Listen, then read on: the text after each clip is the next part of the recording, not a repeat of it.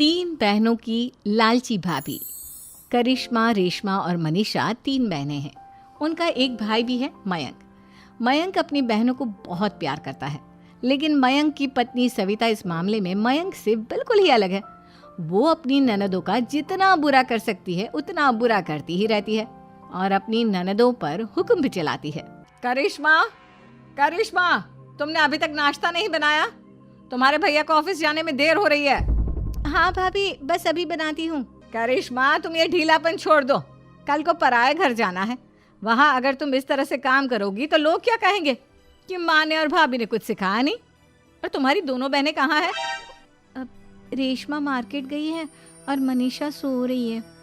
क्या? सुबह के 8 बज रहे हैं और ये महारानी अभी भी सो रही है? ये कहते हुए सविता अपनी सास दुर्गा देवी के पास जाती है। माँ जी, देख रही हो अपनी बेटियों के तौर तरीके? क्या हुआ बहू, सुबह सुबह क्या कर दिया मेरी बेटियों ने? अरे एक तो अभी अभी उठकर किचन में गई है, दूसरी सुबह सुबह बाहर चली गई और तीसरी अभी तक सो रही है। क्या करूं मैं इन तीनों का, मैं तो परेशान हो गई हूँ। जा जाकर उठा उसे और रेशमा से मैं बात करती हूँ। सविता सीधा मनीषा के कमरे में जाती है और उससे कहती है, महारानी जल्दी उठो, सूरज सर पर आ गया है। भाभी थोड़ी देर और सोने दो ना, मैं रात को लेट सोई थी। वो क्या ना, यूनिट टेस्ट चल रहे हैं। शराफत से उठती है या नहीं, या फिर पानी की भरी बाल्टी डालूं तेरे ऊपर? नहीं नहीं भाभी, मुझे बिस्तर में नहीं नहाना, उठती हूँ मैं। मनीषा जल्दी से उठकर बाथरूम में चली जाती है। सभी आराम से बैठकर नाश्ता कर रहे होते कि तभी रेशमा बाजार से हाथ में सामान लिए आ जाती है। रेशमा को देखते ही सविता उस पर बरस पड़ती है। लो, आ गई महारानी। ऐसा भी क्या सामान लाना था जो सुबह आंख मलते ही बाजार की तरफ रवाना हो गई? भाभी, कल आप ही तो चीख रही थी कि घर का सारा सामान मुझे ही लाना पड़ता है, घर में किसी को भी किसी काम से कोई लेना देना नहीं है। अब मैं बाजार जाकर सामान ले आई तो आपको इस बात से भी तकलीफ हो रही है?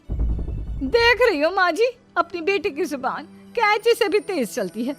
और मयंक, आप तो कुछ कहेंगे नहीं अपनी लाडली बहन को। रेशमा, अपनी भाभी से ऐसे बात नहीं करते। चलो माफी मांगो। भैया, मैं क्यों माफी मांगू? आप भाभी से बोलिए ना कि हम पर कम हुक्म चलाया करे। हम इस घर की बेटियां हैं और आपकी पत्नी की ननद है, नौकरानी नहीं। लो कर लो बात। इनकी भलाई के लिए कुछ भी बोलो तो इन्हें बुरा लग जाता है। इस घर में यही इज्जत है मेरी।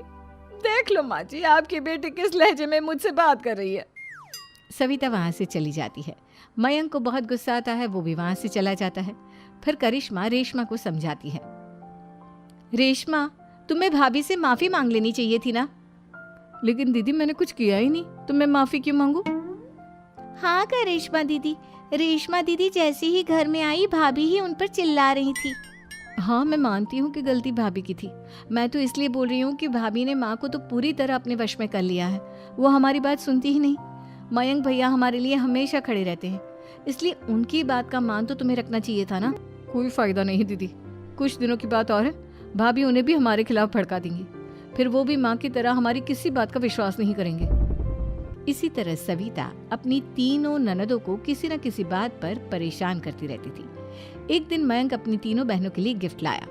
क्या रेशमा, ये तुम्हारे लिए हार का सेट। रेशमा, तुम्हारे लिए सुंदर सी ड्रेस। और मनीषा, तुम्हें किताबें पसंद है ना, तुम्हारे लिए किताबें लाया हूँ। थैंक यू भैया। थैंक यू भैया। थैंक यू भैया। करिश्मा, तुम्हारा नेकलेस कितना सुंदर है। ये भैया कहाँ से ले आए होंगे? मैंने भैया को 3 दिन पहले फोन पर ये डिजाइन दिखाया था और आज भैया ये ले आए। सविता तो अपनी ननदों के गिफ्ट्स देखकर जल गई और करिश्मा का नेकलेस तो उसे भी बहुत पसंद आया था। अपनी बहनों के लिए कितना अच्छा नेकलेस लेकर आए हैं, मुझे कभी कोई गिफ्ट नहीं दिया। मैं आज ही ये हार चुरा लूंगी। रात में सविता करिश्मा का हार चुरा लेती है और इसी तरह उसे अपनी ननदों की जो भी चीज़ अच्छी लगती वो उसे मांगती नहीं, बल्कि रात के अंधेरे में चुरा लेती। इसी तरह दिन बीतते गए और सविता ने मयंक के दिल में भी उसकी बहनों के लिए नफरत पैदा कर दी। एक दिन मयंक ने करिश्मा और रेशमा के लिए रिश्ता देखा और ये बात उसने घर में सबको बताई। माँ, करिश्मा और रेशमा के लिए बहुत अच्छा रिश्ता आया है। वो लोग कल इन्हें देखने आ रहे हैं। आप और सविता मिलकर सारी तैयारी कर लेना। ये सुनकर करिश्मा और रेशमा खुश हो जाती हैं, लेकिन सविता सोचती है, अगर इन दोनों बहनों की शादी हो गई तो घर और बाहर का काम कौन करेगा? मनीषा तो एक नंबर की कामचोर है, उससे तो किसी बात की उम्मीद लगाना ही बेकार है। मुझे इस शादी को रोकना होगा। अगले दिन सभी लड़के वालों के स्वागत की तैयारी करने में लगे होते हैं। तभी मयंक अपनी बहनों से आकर कहता है, तैयार हो गई तुम दोनों?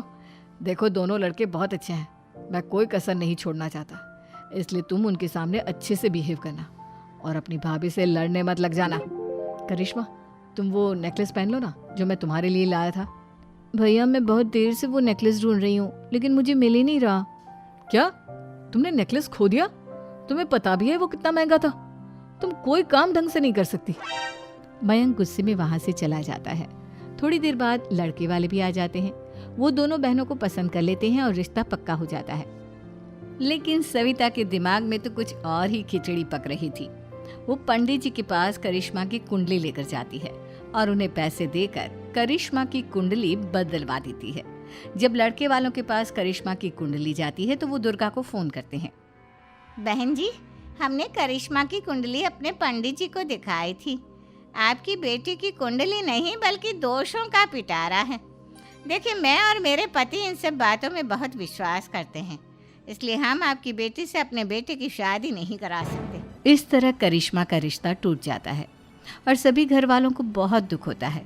अब कविता सोचती है, चलो करिश्मा का तो रिश्ता टूट गया, अब रेशमा का भी रिश्ता तोड़ना है। क्या करूं? अब सविता आवाज बदलकर किसी अननोन नंबर से रेशमा के होने वाले ससुराल में फोन करती है। हेलो, मैं कौन हूँ कौन नहीं ये आपके लिए जानना ज़रूरी नहीं। बस इतना सुन लो कि रेशमा का 2 साल से किसी के साथ अफेयर चल रहा है। बस रेशमा का रिश्ता तोड़वाने के लिए सविता का इतना कहना काफी था। अब रेशमा का भी रिश्ता टूट गया। मयंक और दुर्गा देवी ने रेशमा को खूब खरी खोटी सुनाई और उससे बार बार उस लड़के के बारे में पूछने लगी।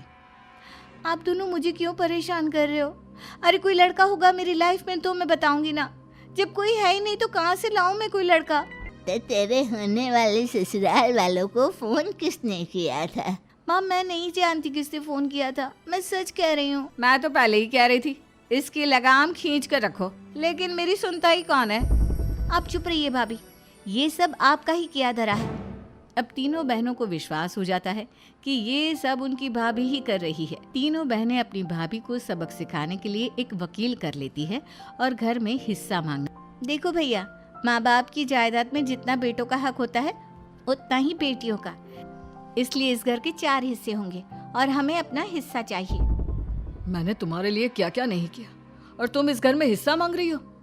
भैया, आप और माँ हम बहनों की कोई बात नहीं सुनते हो और भाभी हमारी शादी नहीं होने देगी क्योंकि उन्हें लगता है कि आप हमारी शादी में ज्यादा पैसा लगाओगे और उन्हें हम जैसी फ्री की नौकरानी कहाँ मिलेगी। तो हम भाभी के साथ तो रह नहीं सकते, हम बहनों को अपना हिस्सा चाहिए। अरे तुम्हें शर्म आनी चाहिए अपने भाभी पर ऐसा इल्जाम लगाते हुए। वो तुम्हारे बारे में कितना सोचती है। हाँ माँ, भाभी हमारे बारे में बहुत सोचती है, दिन रात बस यही सोचती रहती है कि किस तरह से अपनी तीनों ननदों को परेशान करूं और कभी मुझे पढ़ने भी नहीं देती।